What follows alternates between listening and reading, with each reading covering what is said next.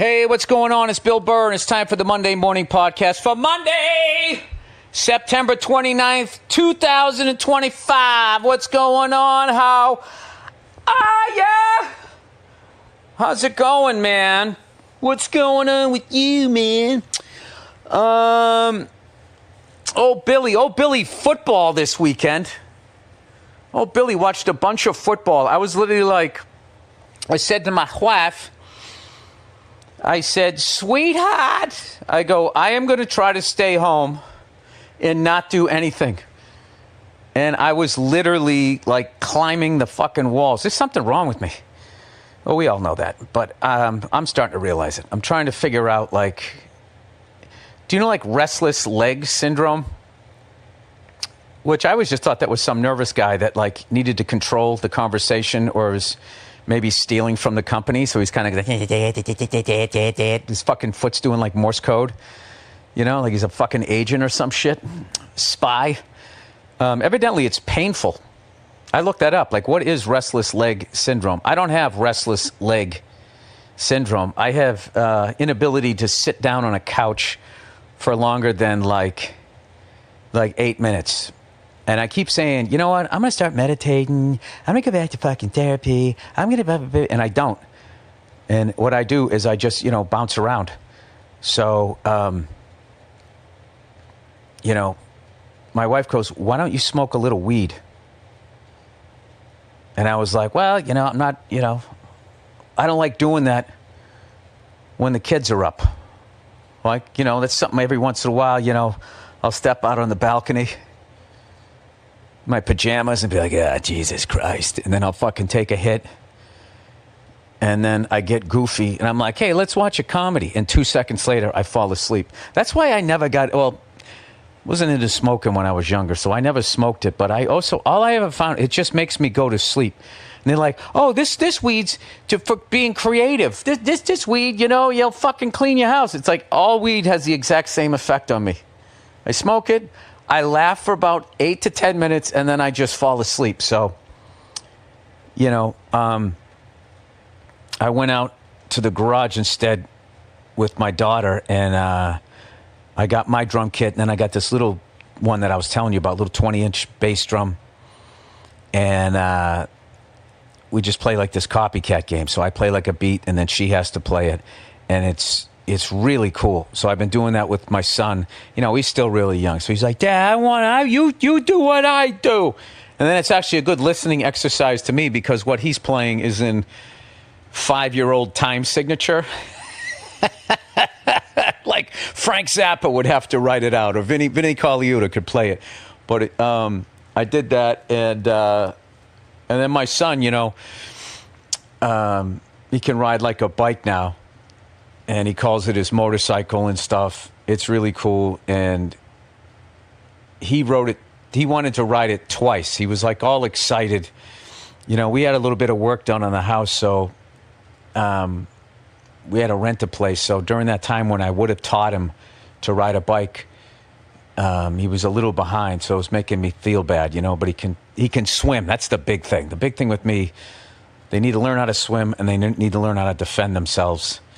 And then everything else kind of falls into place. But then there's also, on the third tier, is they got to learn how to ride a bike, I don't know. I figure the new world's going to teach them all the new world shit, so I teach them all the old school shit. How to swim, how to ride a bike, how to throw a ball, how to hit a ball, how to tell time on a fucking real clock, and eventually how to drive a manual transmission.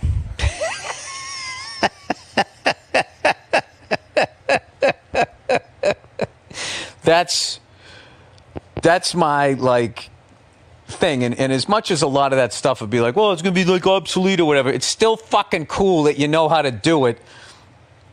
And you know the deal. When you're a little kid, if you know how to do something cool that other kids don't know how to do, it makes your life a little easier. So, anyway, we're doing that. And then I was just like, you know what? I'm going to just stay home Saturday and Sunday. I'm not doing shit. I'm not going to go out and do spots. I'm not going to figure out an errand I can go run and all of that. I'm just going to fucking stay home. So on Saturday, I was coming back from a road gigs, and I got to the house and I watched Alabama versus Georgia, which is I gotta tell you, that kid on Alabama, that Simpson kid, he's got an arm on him, both of them. We're fucking throwing it all over the yard. I watched so much football. I watched Georgia, Alabama. Now, you know what's funny is I'm at this place now where I don't hate any teams. I don't know what happened in football. It's like Pete Carroll retired and all those players in Seattle. You mad, bro? All of those idiots, they're all gone. So I don't hate Seattle. Pete Carroll's with the Raiders. I liked the Raiders when I was growing up, so like I'm excited to see what he's going to do there. And plus, you know, that's interesting. Andy Reid, Jim Harbaugh, Pete Carroll, all in the same, you know, division. I mean, those are arguably at least 2 out of 3 are going to be Hall of Famers, Andy Reid and Pete Carroll. And I figure, I don't know where Jim Harbaugh is. What do you think? You know, he took the 49ers to the Super Bowl. Then he goes and he wins a national championship and kicks Ohio State's ass for like 3 years in a row with Michigan, brings that program back. I know that's at the college level, but that doesn't count. Now he's with the Chargers, who beat fucking Kansas City the first week. So, you know, I mean, you reach an argument. So, I don't hate the Colts anymore because Jim Irsay, rest his soul, passed away. Peyton Manning's long gone. There's no reason to hate him. And then all of a sudden, I'm loving Daniel Jones. I was one of his biggest critics, going like, what the fuck did they give this kid $70 million for? Turns out all the man needed was an offensive line. I'll get into that Rams-Colts game. I had the Colts. Jesus fucking Christ. So on Sunday, I watched the Patriots versus the Panthers. Now, I know the Panthers don't have a good team, but the Patriots needed that's our first blowout since Tom Brady in like 2018. It's been a long fucking time since we had a game that was over in like the third quarter. So that was great to see. And, you know, if we didn't shoot ourselves in the foot with 6 turnovers and a bunch of penalties against the Pittsburgh Steelers, I mean, we could very easily be 3-1. But, you know, I'll take 2-2. Speaking of the Steelers, how about Aaron Rodgers? Fitting in there like a glove. Jesus Christ, it really must be the Jets. Because Aaron Rodgers was taking all the fucking heat. And, you know, he did great in Green Bay, you know, and then it got a little sour towards the end. Then he goes to the Jets, and they're like, oh, he's in his old cunty years, and he doesn't know when to retire. And all of a sudden he goes to the Steelers, and it's like, wait a minute. So I was wrong about, first of all, I was wrong about War of the Worlds. I was wrong about Daniel Jones, and I was wrong about Aaron Rodgers. I was buying into that. Yeah, you know, he's being all grumpy and shit, and, you know, this is this classic Hall of Famer coming to the end of the road. He can't turn off that competitive thing. His body won't do what his brain wants him to do. I was buying into all of that shit. Just turns out, sometimes it's just the obvious answer. He was playing for the Jets. Sometimes it is. I always use the Law and Order analogy, like when you watch an episode of Law and Order and all of a sudden they arrest somebody in the first 5 minutes. And you're like, there's no fucking way it can be this guy. There's still another 50 minutes left of the show, minus commercials, right? Well, with the Jets, when they make an arrest in the first 5 minutes, it is that guy. It is the Jets. So I watched the Patriots, then I watched the fucking Colts beat themselves like 58 different ways. I mean, that guy running down the sidelines, he has a touchdown, and for whatever fucking reason, he wants to hold the ball out before he goes over the line of scrimmage. So I texted a friend of mine, right? Keith Robinson. I go, Keith, if you hear that there's a CEO, I forget what the analogy was.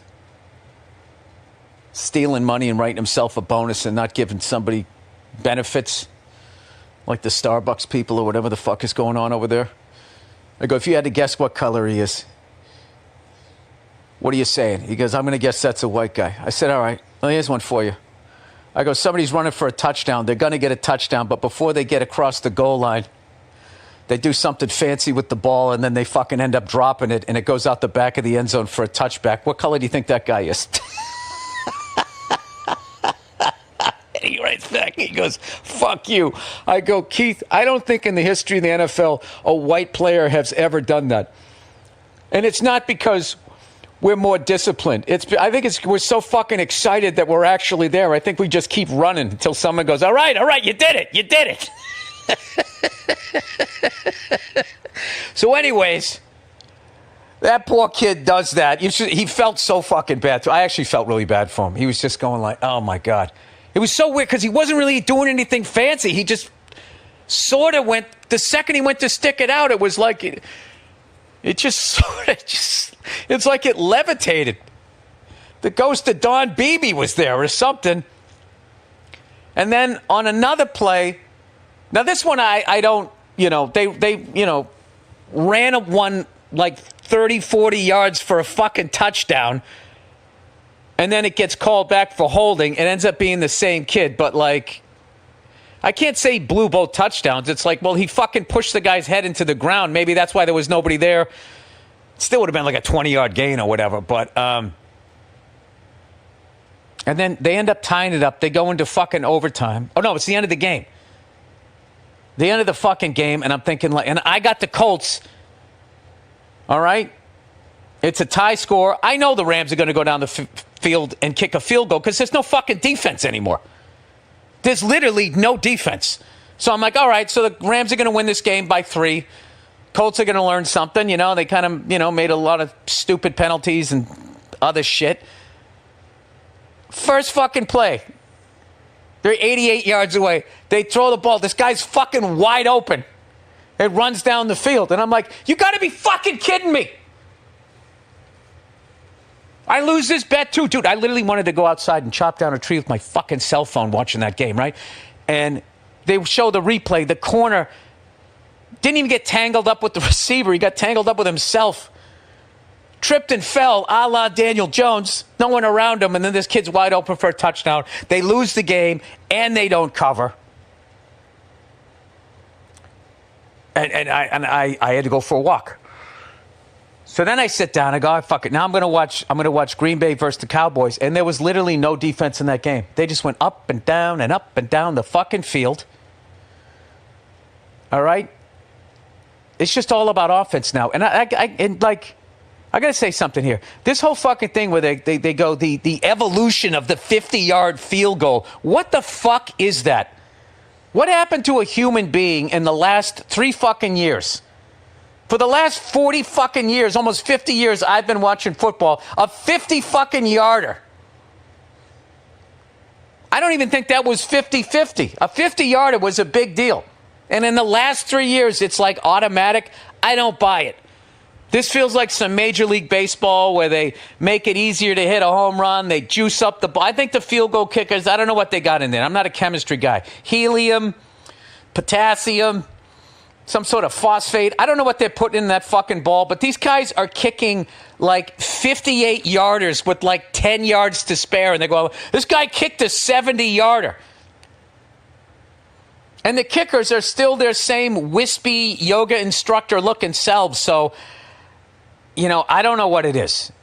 Maybe it's like that Nathan's hot dog eating contest where you think it's the big fat guy that's going to win it. And then there's always like some skinny little dude who weighs as much as a picture frame. It's just like, where is he putting it? So anyways, they go back and forth. And then the Cowboys are up by 3. The Packers get the Cowboys got the ball with like a minute something left. They go right down the field. I forget if they scored a touchdown or a field goal. The whole game is a fucking blur. They go up by 3 points. There's 46 seconds left. And Collinsworth goes, plenty of time. There's plenty of time on the fucking clock. Plenty of time? They're on their own 27-yard line. That fucking game was over 9 ways to Sunday with a minute and a half left. When I was a kid growing up, if you came back with only 90 seconds left, it would have been Alcoa presents fantastic finishes. Collinsworth, plenty of time. I'm like, what the fuck is this guy talking about? Dak Shepard goes back. CeeDee Lamb is out. There's still plenty of people to catch the ball. Somebody catches the fucking ball. Gains 29 yards in the first play. Now they're like on the other in their own 49-yard line. They're on their own 49-yard line, and Collinsworth is going like, they're starting to creep into fucking field goal territory. And then they just go down the field. They kick a fucking field goal. Now we go into overtime. Packers score. Cowboys score, and it just fucking ends a tie. And guess what happened? We all watched to the end, and we watched extra football. We sat through all the fucking commercials. I think the league sits there, and they know the formula. Offense sells the game to the casual fan, and that's what they've turned it into. You're just watching Madden football. You're watching Madden football. I don't know. But, I mean, I did enjoy the games, but Jesus Christ. It's like watching tennis now. You ever watch when they show the crowd watching tennis and they're just going like, their heads are going side to side? Which is why if you go to Wimbledon, the Royals, the box is on one end. Because when you live in a castle with a bunch of stolen gold, you don't want to be fucking, you have too much money to be whipping your head. The people on the side, that's the commoner seats. That's what I realized. So anyways, that was my football experience. And then on the road, Billy fucking trying to go to as many countries as he can and went to 2 new countries, Bahrain and Manama, beep, beep, beep, beep, beep, Bahrain. And then I went to Riyadh, Saudi Arabia. And I worked with Josh Adam Myers. And, stand-up is new to this part of the world, so they always have, like, fucking restrictions and shit when you go over there. So the first time you do a new country in the Middle East, it's fucking hilarious. You go on stage, and you're sitting there going, like, am I going to get arrested? Like, what can I do here, right? So we went up at Bahrain, and we didn't realize that Bahrain was cool. Bahrain's where people in Saudi Arabia go to drink alcohol, party, and have, like, a good time, right? So Josh had never worked the Middle East before, and he went out on stage, and in 15 minutes, like, I don't think I have ever laughed so hard. He had a full-on, he was freaking out.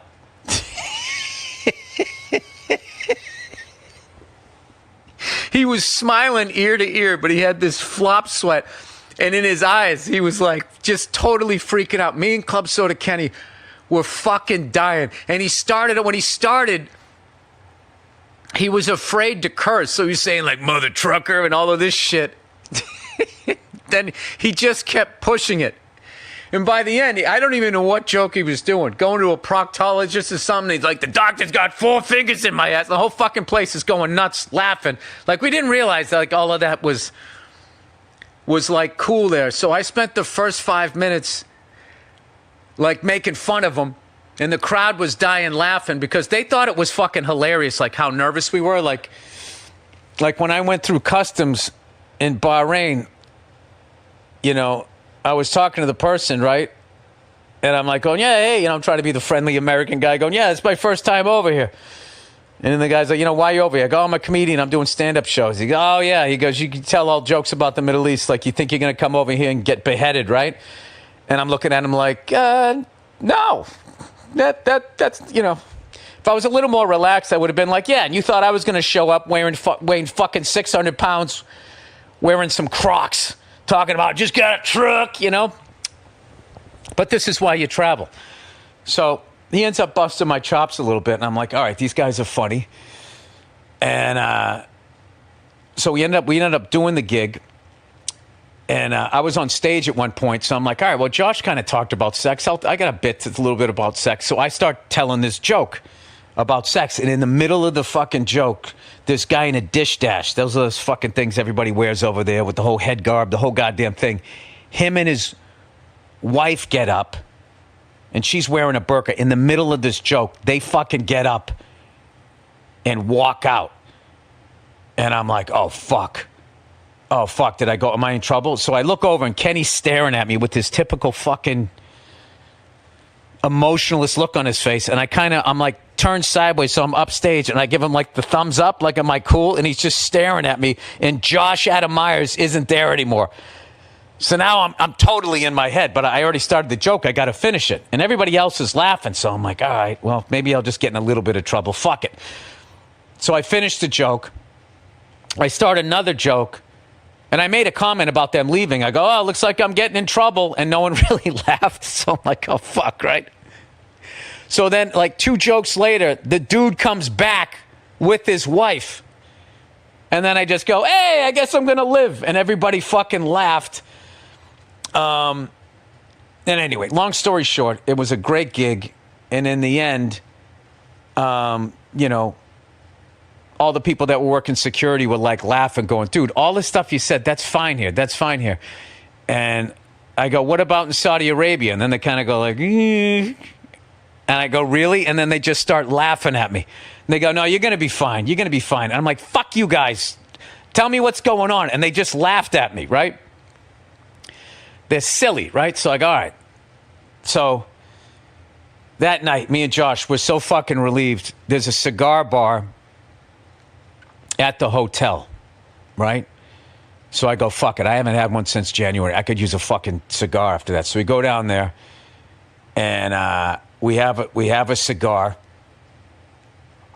And, oh, I forgot this part when I was landing in Bahrain. Like, I'm fucking nervous, right? This is all, you know, I don't know, going to get in trouble, right? And when we were connecting in Qatar, this woman got on the plane, and she was wearing the full burqa, but she had a baby with her, this adorable baby. And, you know, I'm a big softy dad, so without even thinking, I see the baby, and I just go, oh, like that. And she broke out in a big smile. I could only see her eyes, right? Like, but I could tell she was smiling. And then she turned the baby around and waved its arm at me. I'm like, oh, yeah, that's right. She's a mom. Different culture, but people to people. And that made me relax a little bit. So anyway, so now we're in the cigar bar, and we're having a cigar. And we're totally relieved. Like, I wish you could experience it. The making somebody laugh on the other side of the fucking world, like this connection, it's amazing, right? So we're sitting there, we're totally relieved. And so we're in this cigar bar, and it kind of has everybody. Me, Josh, and Kenny, we're the Americans. It's got the Dish Dash guys are up on the bar. And then it's got some randos that are kind of in the middle. And then there's like 2 hookers. I was joking, 2 hookers on a hookah are at this other table, right? And they're sort of trying to talk to us or whatever. We're just sitting there, right? Like we're in a fucking spy movie. But I was really like observing all the people, right? And then I see a guy up at the bar, and this other guy, it starts getting aggressive or whatever. And I'm like going, oh, wow, that guy's fucking hammered. He can't handle his alcohol. Now his boy's trying to settle him down. And it looks like it's going to be a fight. And then he just puts his hand on his shoulder. I see the guy relax. He puts his arm around him, and then they're laughing. I'm like, these guys, they're just like fucking, you know, they're just like us. I get it. I get what just happened there. I don't speak the language, but I get it. So they keep giving you this Arabic coffee, which is delicious, and then they give you dates, which, by the way, in the Middle East, they know an infinite amount of ways to prepare dates, and they're fucking delicious. But I got to warn you, they make you beyond regular. All right? Not to get graphic, but I was shitting like a racehorse over there. All right, so now the next day, okay? So that was the friendly. Now we're going to Saudi Arabia. And Josh is going like, dude, I feel good now. I feel good. And I'm going, I don't know, man. I'm fucking nervous about this one. This is like, we're in the shit here. Like, they have never had a comedy festival. And, I don't know what's going to happen here. And, like, my whole fucking idea of Saudi Arabia is what I've seen, like, on the news. I literally think I'm going to fucking land, and everybody's going to be screaming, death to America. And they're going to have, like, fucking machetes and want to, like, chop my head off, right? Because this is what I've been fed about that part of the world, right? And we're flying over it. It's nothing but, like, these long roads and sand. It's like nothing. And I'm like, what the fuck? What the fuck did I get myself into? And then we land. And now here we are, right? And we end up driving into town. It's a city, everything, right? And everybody's just regular. They're dressed different, but they're regular. Like people just shooting the shit. Hey, how you doing? You know, welcome. We're saying, hey, we know we're happy to be here. And we're driving around, and then I'm just like going like, I thought this place was going to be like really tense. And I'm thinking like, is that a Starbucks? Next to a Pete's Coffee? Next to a Burger King? Next to a McDonald's? Next to a Pizza Hut? Next to a Dunkin' Donuts? Next to a Krispy Kreme? Next to a Cheesecake Factory? Next to a KFC? Next to a Chili's? They got a fucking Chili's over here? Then we go into the mall because I want to get my kids something. There was a Timberland store. I could have bought Timberlands like I was in Brooklyn, New York. And then there's advertisement for like boxing and fucking Formula One and MotoGP and golf and all of this stuff. And I was like, oh. And then it just struck me as funny. It's like, they're eating this shit too. They're going to have to get some bigger fucking clothes. They're going to end up looking like us. So,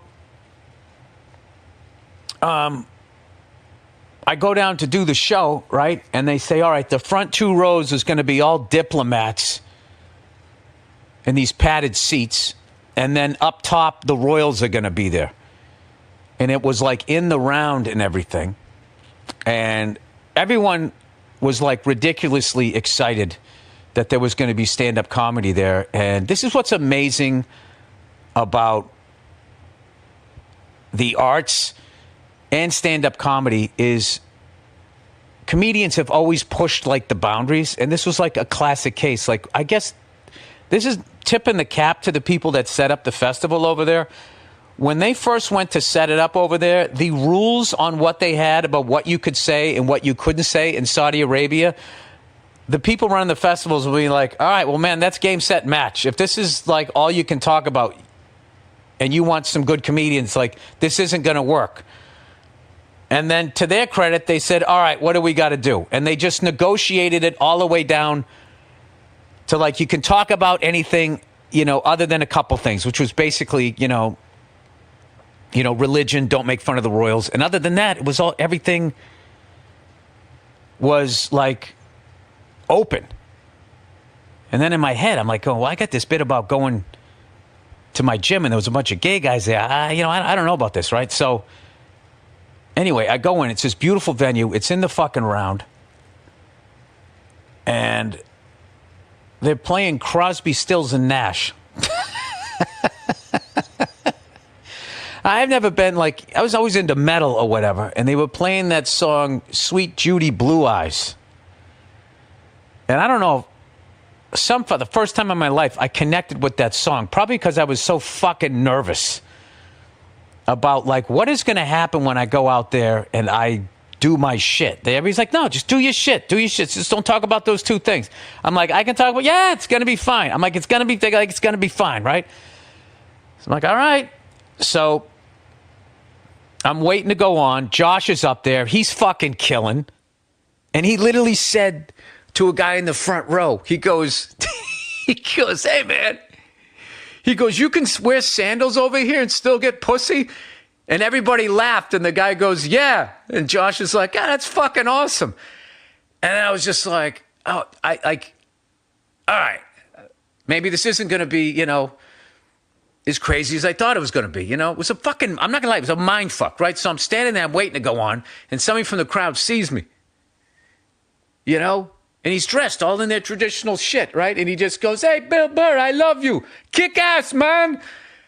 And I could just feel, like, these fucking people, the people, okay, they want a fucking show. You could feel it. I was talking to the other comics. You could feel it. They wanted you to push, right? It was really fucking exciting. So I go up on stage, and I start doing my shit, and they're fucking into it. everything's going good. And I'm not going to lie to you. I'm checking out the diplomats as I'm doing this stuff, and they're all fucking laughing. All right, so I'm going to push a little farther. And all of a sudden, I start getting in the zone. Well, Billy's feeling loose up there. And my brain just goes, gay Jim. And then the other part of my brain goes, don't do that. And then I said, fuck it, I'm going to do it. So I started doing the joke, and it fucking murdered. It murdered. They all loved it. And at that point, I was just like, fuck it. I'm just doing my act. So I did my act, did the whole thing. And I had to stop a couple times during the show. I was like going like, I'll be honest with you guys, I cannot fucking believe any of you have any idea who I am. This is really amazing. And it was just this great exchange of energy, right? So at one point, you know, they know their reputation. So, like, they were, like, extra friendly. They wanted to it was so funny. So I'm doing this bit talking about how I make my kids breakfast every day. And part of the joke is I go through really quickly the recipe for a Dutch baby. And I just went through the recipe. Obviously, that's not funny. But when I finished saying the recipe, it got an applause break. And I said, all right, you guys, I get it, okay? You're trying to make us feel welcome as Americans. You don't have to go that far. You literally just applauded a recipe. And they all died laughing for me calling them out on it. So then I go back into the joke and I go, all right, so anyway, so I take the skillet and then I stick it to the oven. And some dude way up top goes, woo! Like Homer Simpson. They were silly and then whatever. So then the whole thing goes great. And I don't know, I got out of there. I got off stage. Everybody took pictures and all of that type of stuff. And the Royals loved the show. Everyone was happy. The people that were doing the festival were thrilled. And it was just this great positive thing. And I got to tell you, just to be a part of that was fucking amazing. And the comedians that I've been talking to just saying like, dude, you can feel it. They wanted it. They wanted it. They wanted you to like the people want, like, you know, they go online and they see it. They want to like see real stand-up comedy. So it was a mind-blowing experience. Definitely top 3 experiences I've ever had. And I don't know. I'm still trying to process it. And then one of the coolest things was I went over there and came right back, and I didn't even try to get on. I didn't even try to get on Middle Eastern time. I just said fuck it. I was falling asleep at like 6:30 in the morning and sleeping until 2. And so when I came back here, you know, there's usually kind of a drag. You know, when I come back and I'm all fucking jet lagged. And my kids are waking me up and stuff, and I got to be there for them. But I didn't have to go through that. So overall, it was amazing. So thank you to everyone in Bahrain that came out. Thank you to everyone in Riyadh that came out. I honestly, from the bottom of my heart, I could not have a better time doing shows for you guys. And it was great to experience that part of the world and to be a part of the first comedy festival over there in Saudi Arabia. I think it's going to lead to a lot of positive things. So there you go. That's that. Let's do a little bit of the reads here. By the way, shout out to Marc Marquez coming all the way back, winning the MotoGP championship in September.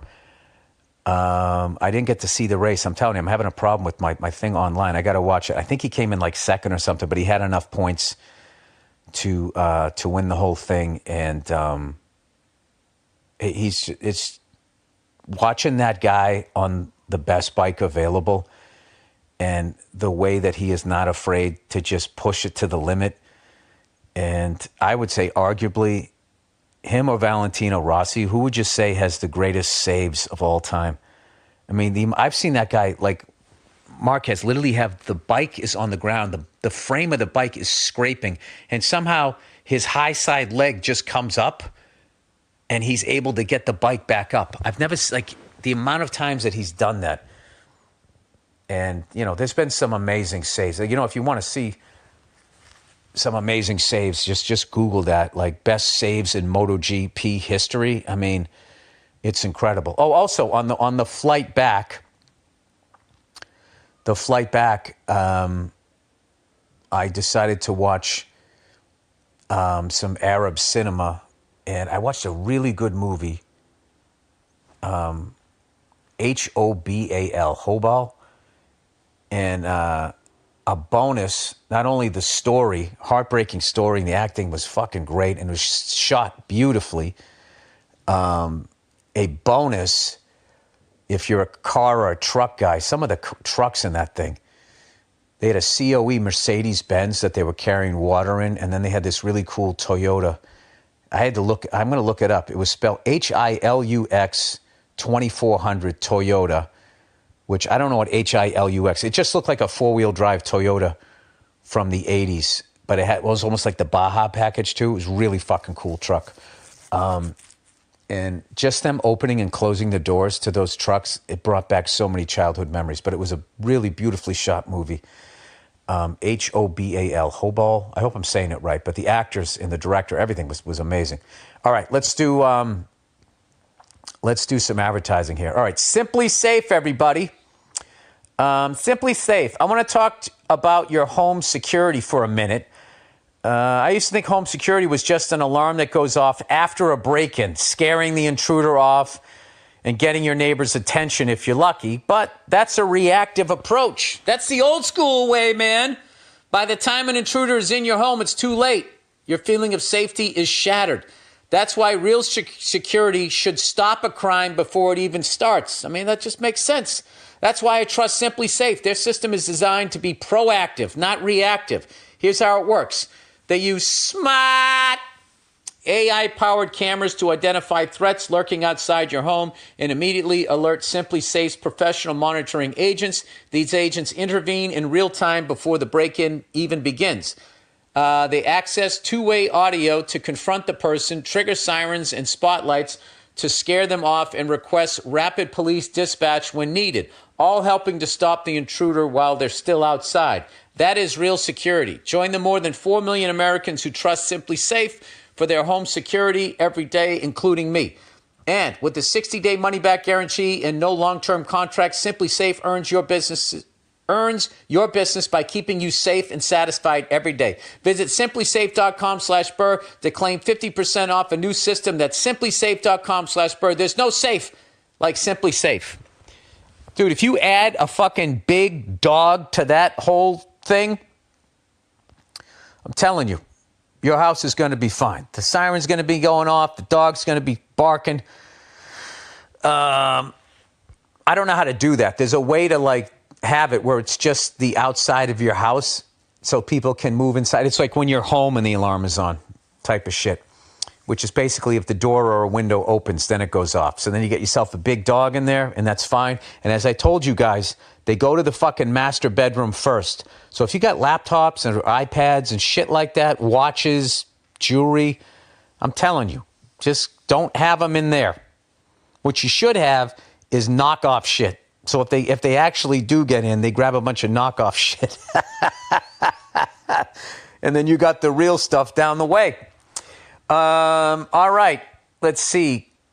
Quo, Quo, formerly Open Phone. Quo, you might know it as Open Phone, is one of those tools that can really help business owners. It's the same great business phone system you've heard me talk about before, just a new name. And here's why it matters. If you're running a business, every missed call is money left on the table. Think about the last time you had a plumbing emergency. If the first plumber didn't answer, did you wait or call the next one on the list? Chances are you moved on. With Quo, formerly Open Phone, you'll never miss a chance to connect with your customers. Quo gives you a dedicated business number that works right from an app on your phone or computer. You and your team can share one number, reply to customers faster, and keep everything organized so nothing slips through the cracks. Quo even keeps your phone covered after hours so leads don't disappear while you're away. And if you ever sat through a long business call and couldn't remember what was actually said, you're not alone. Quo's call transcripts and summaries capture the conversation and give you follow-up, so no more taking notes or losing track of the next step. Join over 90,000 businesses already using Quo, formerly OpenPhone, to stay ahead. Go to quo.com/Burr to get started with a free trial and get 20% off your first 6 months. That's QUO.com/Burr, BURR. You can bring your existing number with you for free. Quo, no missed calls, no missed customers. All right, last one, everybody. Fucking hang in there with me here. Cash App. Cash App does more than you think when it comes to having your back and making sure your money stays your money. If you direct deposit at least $300 in paychecks each month and use the Cash App card for purchases, you can unlock up to $200 in free overdraft charges. If you overdraft unexpectedly, there are no hidden fees. Manage your money on your terms and take advantage of free overdraft coverage up to $200 on the Cash App today. For a limited time only, new Cash App customers can use our exclusive code to earn some additional cash. For real, just download Cash App, use our exclusive referral code CASHAPP10, CASHAPP10 in your profile. Send $5 to a friend within 14 days and you get a $10 drop right into your account. Terms apply. That's money. That's Cash App. Cash App is a financial service platform, not a bank. Banking services provided by Cash App's bank partner or partners. Prepaid debit cards issued by Sutton Bank. Member FDIC. Overdraft coverage is provided by Cash App. A Block Inc. brand. Visit Cash App/legal/podcast for full disclosure. All right, there you go. Oh, here's another thing. Being in like Saudi Arabia, there's a bunch of smoking hot chicks over there. And I'm going to tell you, even in that fucking burqa, you can tell. You can tell. It's funny. The power of women. No matter what you do, you can't contain it. It was like reverse Instagram over there. I was on stage. I actually said, for the record, I noticed the cutie pies over here wear that veil a little bit lower. Anyway. Yeah, it was like like how chicks go nuts for like a fucking kilt? You got a pair of pants on, they don't give a fuck. All of a sudden, a guy has a kilt on, and all of a sudden, they want to touch the bag and the pipes, if you know what I mean there.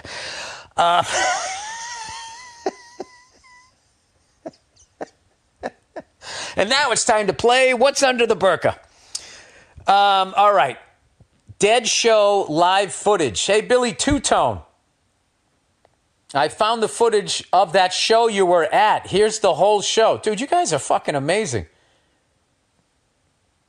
You know what? Now, there's something I would smoke a joint and watch. If you look closely enough, you can see a red dot in the crowd trying to figure out why these guys don't sound like Twisted Sister. That's hilarious. Yeah, I went to 3 big concerts at Sullivan Stadium before it was Schaefer Stadium, before it became Patriot Stadium, and then they got rid of it, before Gillette Stadium. I saw the Grateful Dead. I saw the Rolling Stones on the Steel Wheels tour. And so the one thing that I remember about that was Charlie Watts spinning both his sticks when Mick Jagger mentioned him. And then I saw The Who. And it was raining really bad. And me and my buddy were fucking hammered. And we saw the show, and it was amazing. And I want to say right after we drove down to the Cape. I mean, if that's not a fucking 1980s story, I don't know what is. Jesus Christ, the stupid shit I used to do back then. Fucking idiot. We were fucking idiots. If I can, all of this shit, my Generation X now is like, these fucking kids today, they would never survive. They would have survived. And if we were their age today, we would be staring at our phones. And we already are staring at our phones. But, for people younger than Generation X, we are putting all kinds of fucking, fairy dust and sprinkles on the way we came up. I'm telling you, we were fucking morons. The shit that we did. Ever tell you that time I fucking was riding on the hood of a car, hammered, waving to oncoming traffic? And I kept trying to get off, and every time they would slow down. I would start to get off. They would speed up again. And then I finally decided that I was going to hop off because it made sense in my drunk mind. And I hopped off while the car was still going, and I saw the front wheels locked up as I was sliding. I banged my head on the ground, the asphalt. My friend said, all we saw was your fucking legs. You disappeared and your legs were up in the air. I can't believe I didn't get fucking run over. And then I stood up, and my buddy was in the passenger seat, gave me a bear hug to hold me up, and I had this fucking giant cut on the back of my head. So obviously that was the end of my evening, and they dropped me off. I was right in my neighborhood, too. There was no cameras. There was no nothing. The cops, people on the other side of the road saw me doing it, and what were they going to do? They don't have phones. They just shook their head like, there's a fucking idiot about ready to fall off a car, and that's exactly what happened. And then they drove me like fucking 3 blocks over, dropped me off at my house. I snuck back past my parents. I don't know if they were still sleeping or whatever. And then I stood in the shower, and I waited for the water to become an acceptable color of red.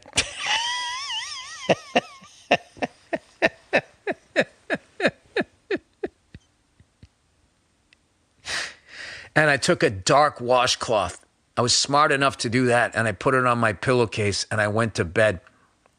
And the next morning, I was fucking hungover, and it was just boom, boom, boom, right where the cut was.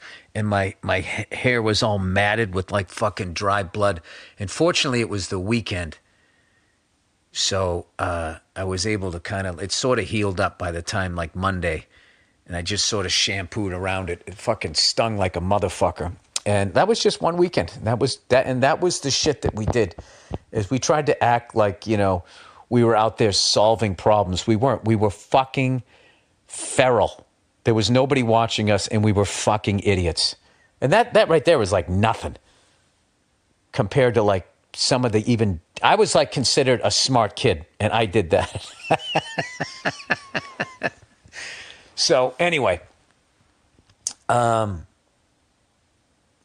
ahead. Oh, so because I did that show in Riyadh, and they were playing that Crosby, Stills, and Nash song, Sweet Judy Blue Eyes, which has a really interesting story. It was written by Stephen Stills. It's a fucking masterpiece. I don't know what, like as you guys were saying, I was listening to Twisted Sister, so I couldn't hear it.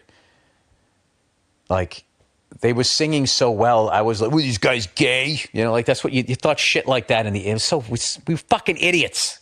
We were idiots. So, at least I was. I'm not going to drag my whole generation down. I was a fucking idiot, right? So, it was probably because the music was beautiful, and it was making me feel like feelings like that, and feelings of love and everything. And it's just like, what the fuck was it gay? You had to be like that, right? So now I'm finally like revisited it, listening to it. And I was like, God damn, especially that breakdown part where they're like, Friday evening. I was just like, Jesus Christ, this is amazing. So I downloaded that song. I listened to it like 9 times in a row. And I was like, I got to get the album. I've listened to that album now since the night of my show. I think I've listened to it. I even listened to it this morning when I was making my kids breakfast. It's like, they need to hear this. And that's what I do with music. I don't say, hey, guys, listen to this. I just put it on in the background. Listen to it again. And now I think it's one of the greatest albums of all time. I mean, this isn't new information, but for me, it is. And it's so funny to me that, like, what finally got me to listen to it, I had to go to Saudi Arabia to understand that Crosby, Stills, and Nash are fucking geniuses.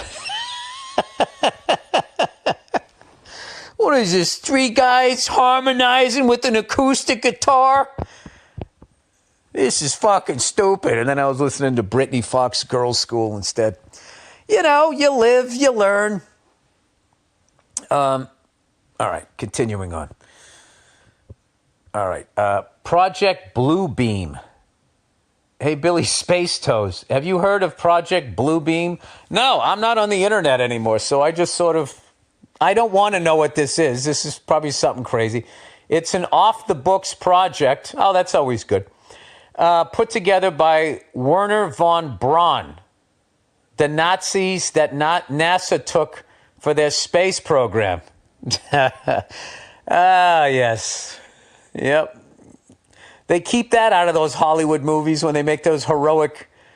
All they show is the common man fighting the Nazis. They don't show what the fucking upper class did. You know, I don't think we have to kill all these Nazis. There's some information. Yeah, we stole a lot from the Germans. Our whole space program, audio tape, just a whole bunch of shit. That must have been awkward when the Mossad, hey, you ever seen this guy? And we're like, no. Oh, yeah? Rumor says he's fucking working for you in Houston. Well, I don't know where you would get that idea. To create a fake, okay. It's an off-the-books project put together by Werner von Braun. Wait, wasn't Hitler's chick named Eva Braun? But von Braun, I think it's the whole last name. I don't know. To create a fake alien contact event to help humanity into a control grid.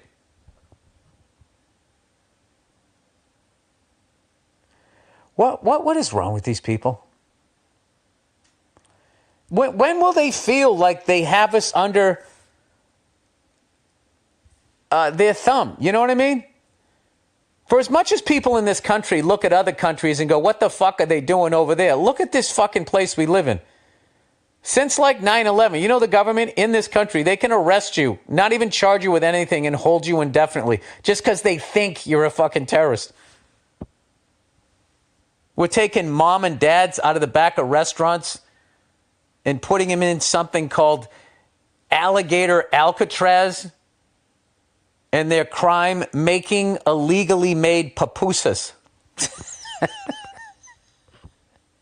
I think they're just using racism to get these vans that show up and snatch people to make it feel normal. And the first thing they're doing is they're doing it to non-white people to then stick them in alligator Alcatraz, which is right out of fucking Austin Powers, right? And then that's just going to become a normal thing. And then gradually they're going to work their way towards white people who need to be re-educated.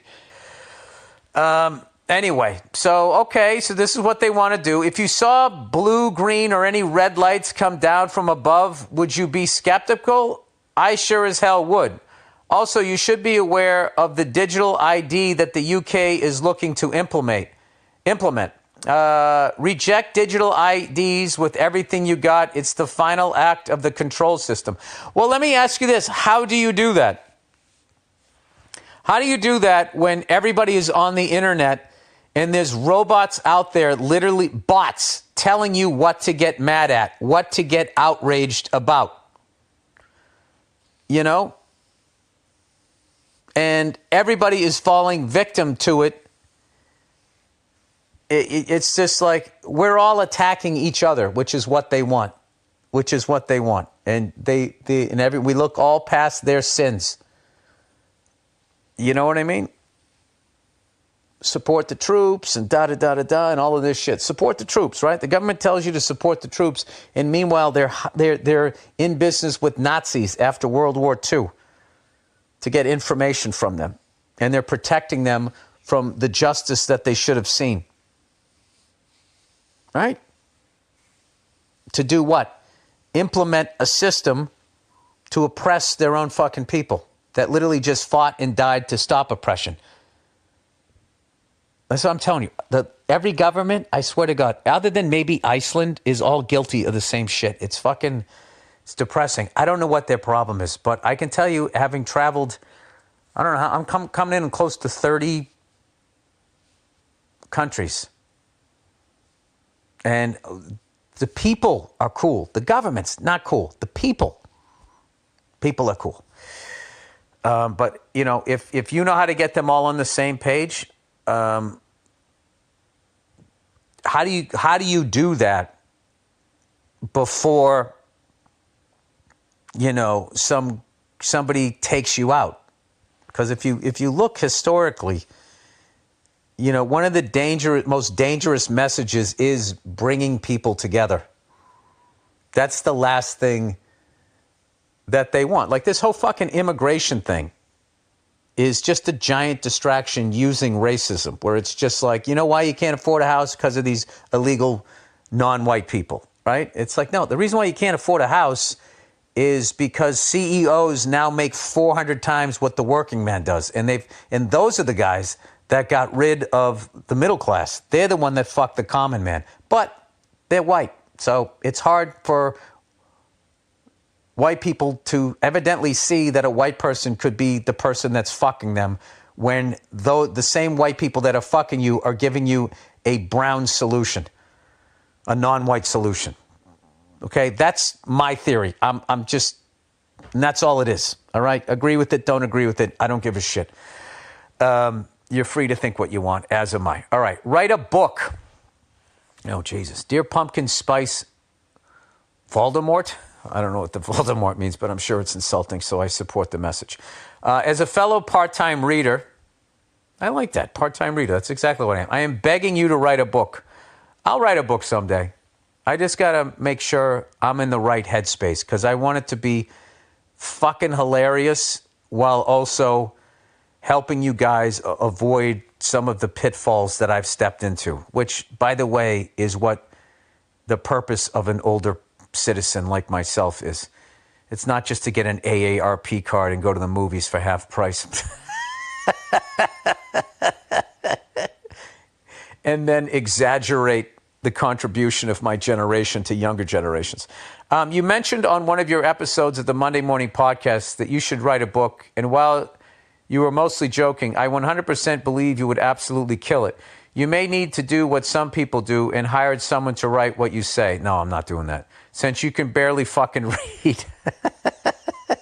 I'm willing to bet you're shit at typing and spelling. I can type. You're just not going to be able to read it. You've mentioned an exit strategy and what you will do when you hang up the old proverbial hat. Writing a book that is raw and exposes all of Bill that would make us all laugh our asses off, yet relate to some of your mental struggles. Yeah, basically, and life experiences would be a killer way to say goodbye one day. Yeah.